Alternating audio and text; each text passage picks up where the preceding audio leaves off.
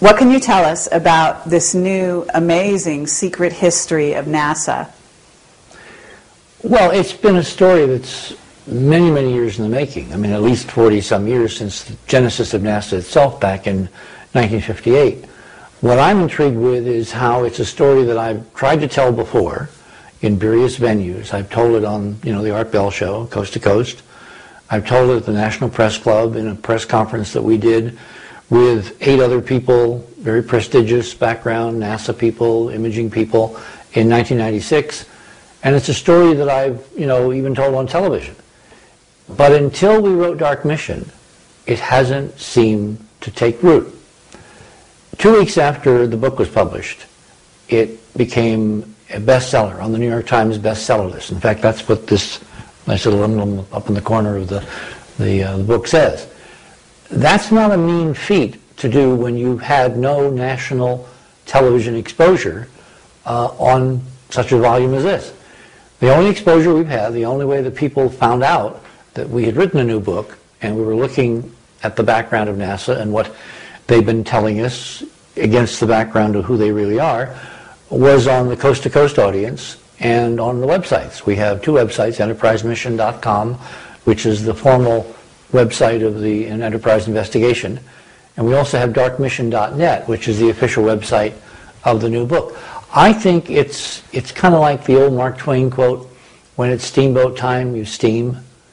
I think we are politically in this country, actually in the world, particularly after the last 8 years, all of us are ready to get to the truth, to drop the lies. It is so overwhelming now, it is so in our face that people that we have trusted with our lives, our fortunes, our sacred honor, that they've lied to us.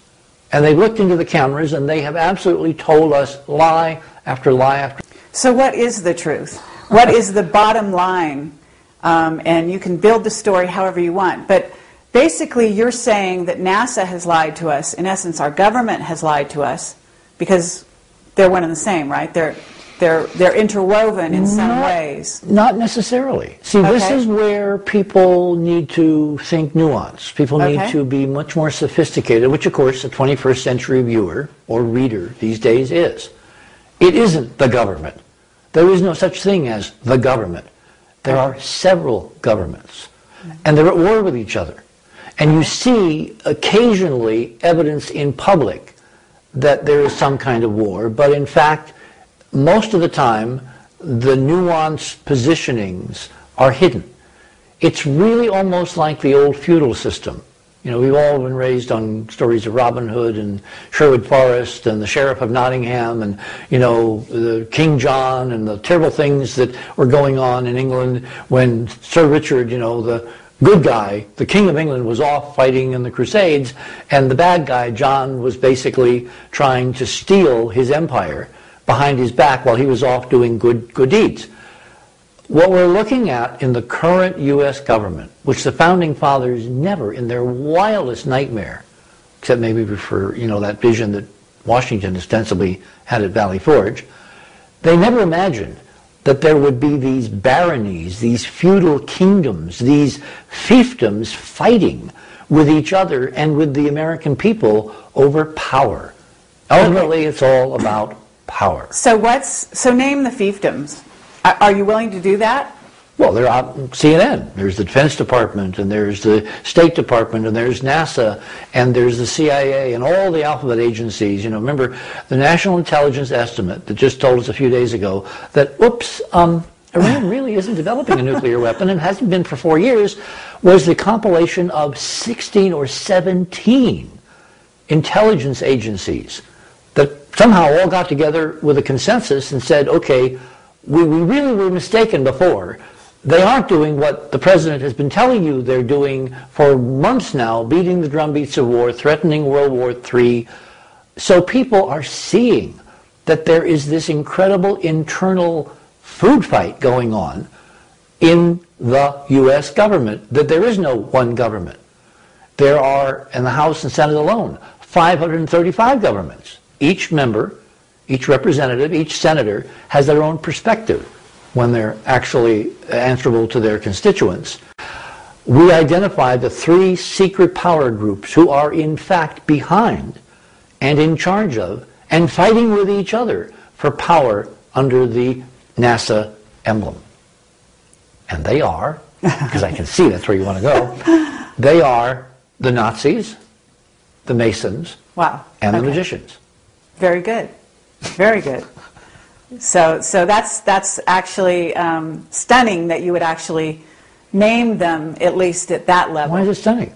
It's the truth. Because very few people will. But that's what Dark Mission's all about, to tell people the truth. Because, right. you know, it's, well, and one of the mantras that we have throughout Dark Mission is a line that was actually given to me by one of these intel agents. You know, you get calls from these people, you actually even have dinner with them, they come to conferences, you never really know how much of what they're telling you is the truth and how much is spin, how much is a veiled lie with a bit of truth embedded, otherwise no one will ever buy it. Mm-hmm. So you're constantly making decisions when you rely on sources, which we at Enterprise really try not to do, and I'll expand on that in a minute. This individual gave me a stunningly interesting line. In fact, it probably was the second most important thing that anybody in public life has ever told me. The first was my old friend Gene Roddenberry, which I'll get back to in a second. This intel agent said to me in one of our early conversations, reiterated over and over again, it's become kind of like an in-joke, you know, when we're on the phone talking to each other. The lie is different at every level.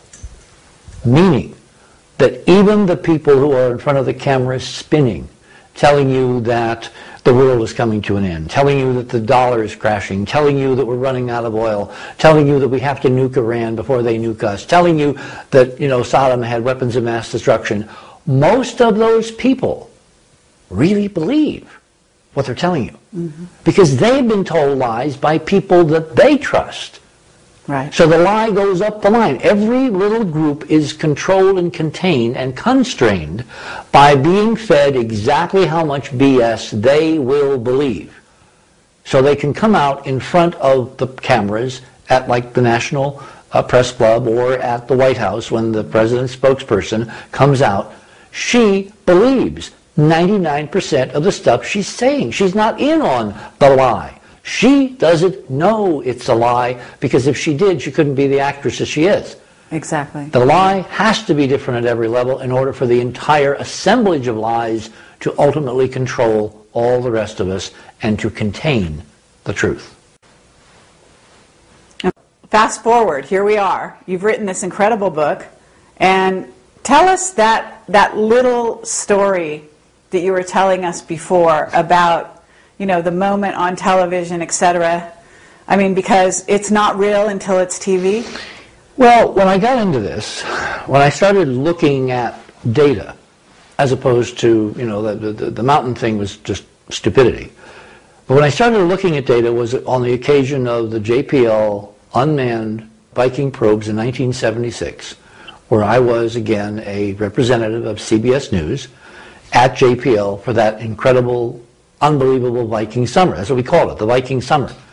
When this nation, on the bicentennial year, sent 2 unmanned spacecraft to land on Mars for the first time, and 2 more to orbit, you know, taking hundreds of thousands of pictures. And it launched the official investigation of the possibility of life on Mars. Well, somewhat after this process began, somewhere around the 25th, I think, of July, one of the key guys in the Viking mission, his name was Dr. Jerry Soffin, stood up in front of us in the JPL. Now, we're now in California, Jet Propulsion Laboratory, JPL, which I think you have more than a passing knowledge of. And Soffin stood up and he, on the screen, projected kind of like this, a picture showing the face on Mars. That quirky thing with the little black specks on it, you know, with a kind of a snarled lip that has been in every book everywhere on the planet over the last 30 or so years.